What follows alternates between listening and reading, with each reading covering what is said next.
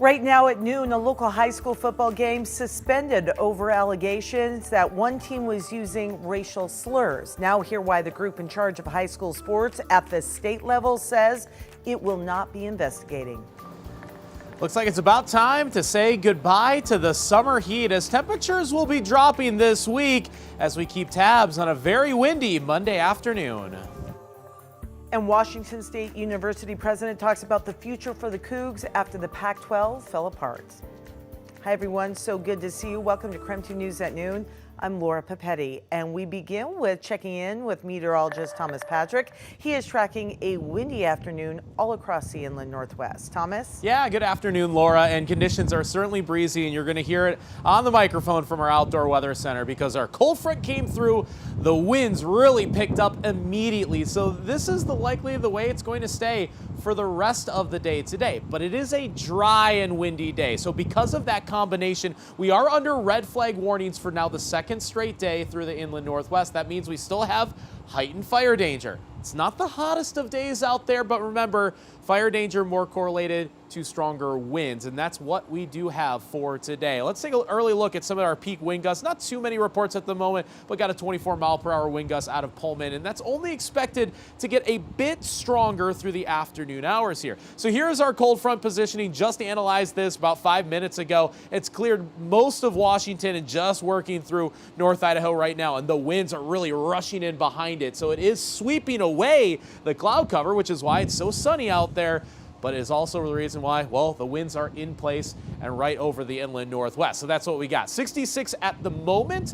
Should still hit the 70s today. But again, that cold front is going to knock down those temperatures. Maybe not so much today, but definitely by tomorrow. So coming up, I'm going to detail just how cool the mid part of this week is going to be and when to expect some rain chances after we get quite a windy afternoon, as you can hear. Thomas, thank you. We'll bring you inside for the next hit.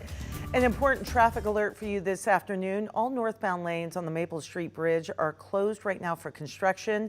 The lanes won't open back up until October 6th. Nightly closings will also continue for the southbound lanes as well from 8 p.m. to 6 a.m. Right now, the city is estimating the project will be done by mid-November.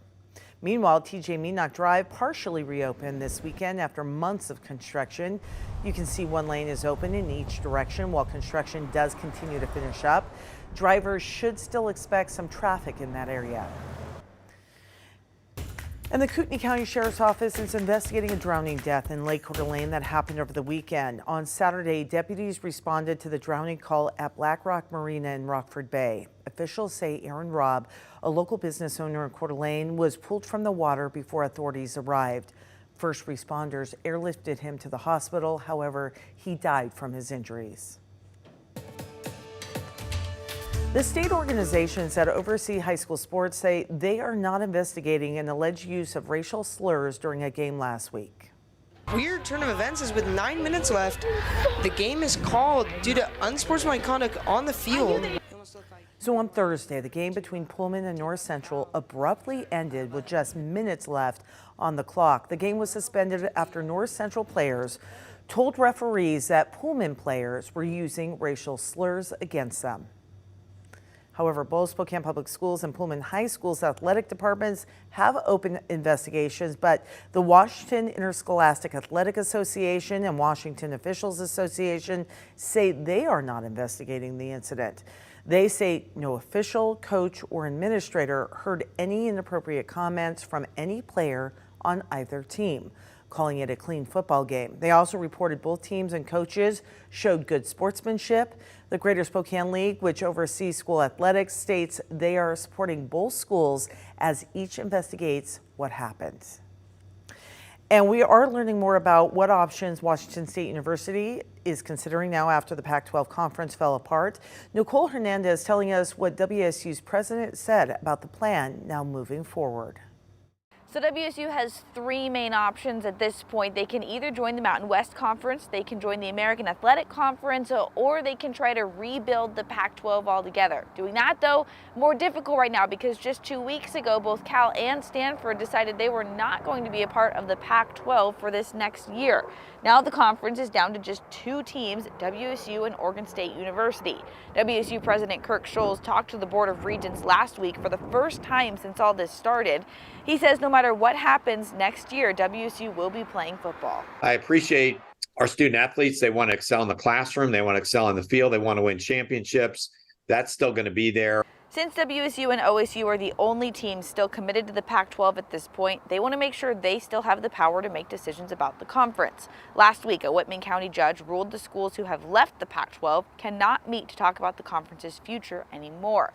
Now, no matter what happens here, people are concerned about the fact that WSU is no longer in a conference with some top-tier football teams, but the university says that they'll continue to work to make sure their traditions and that atmosphere of competition sticks around.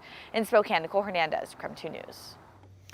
5 Americans who were detained in Iran are now free and on their way back to the United States to be reunited with families. The 5 Americans had been held as prisoners in Iran for years.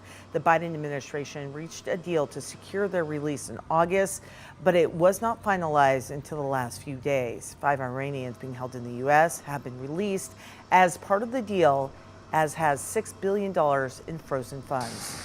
The White House said Iran will only be able to use that money for humanitarian purposes. And the United Auto Workers strike against the big 3 U.S. car manufacturers has now entered a 4th day. There was some progress over the weekend, but the union said the walkout could expand this week.